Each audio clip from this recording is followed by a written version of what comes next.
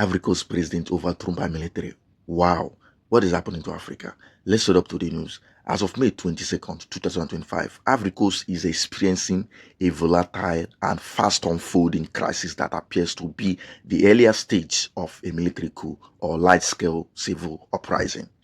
Gunfire has been reported across the capital, Abidjan, with government visibility fading and internet access reportedly cut out of nationwide.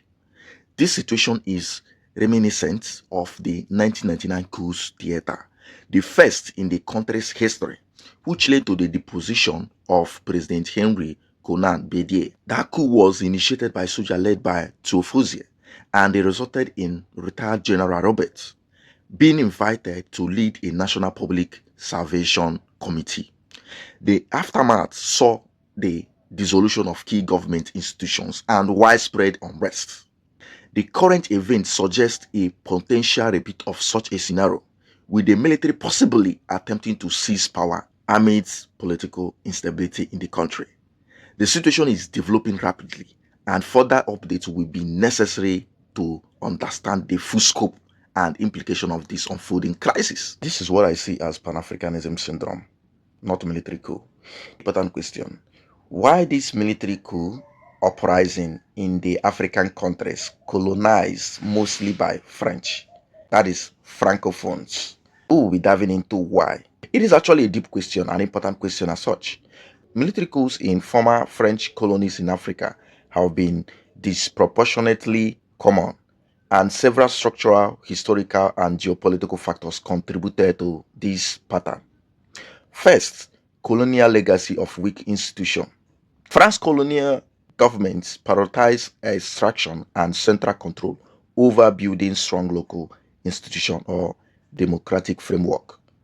When independence came, mostly in the 1960s, many states inherited fragile bureaucracies, weak legal systems, and over-centralized militaries, ripe for military dominance. Secondly, the role of the military. In many Francophones, the military was the most organized and powerful national institution after independence, with underdeveloped civilian institutions and ongoing poverty or unrest. Soldiers often viewed themselves as saviors of the state. Then, thirdly, French influence. Post-independence, France maintained tight economic and political and military ties with its former colonies through networks known as Francafrique.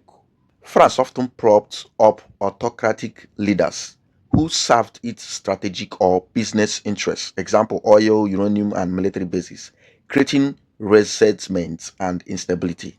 Some coups have occurred in opposition to passive neo-colonialism, with military leaders promising to end French influence. Example, what is happening today in Mali, Burkina Faso, and Niger. Therefore, we have foreign military presence. French troops have intervened many times to support or remove leaders, which can undermine national sovereignty and fuel coups. In countries like Mali and Niger, anti-French sentiment became a rallying cry for military factions seeking public legitimacy. Then five, we have poor governance and corruption.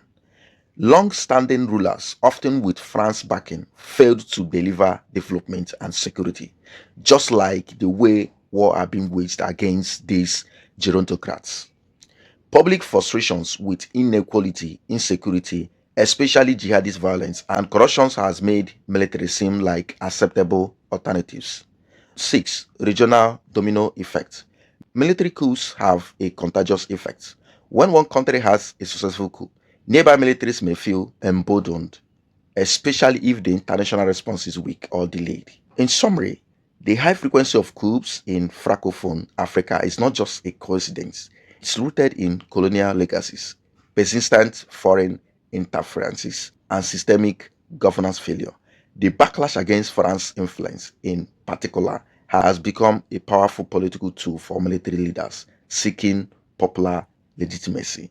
So, this is what I call Pan-Africanism in true revolution in the minds of African people. So, is this going to be another military coup happening in Africa? To my audience, keep your eyes on the ball. I would continue to update you.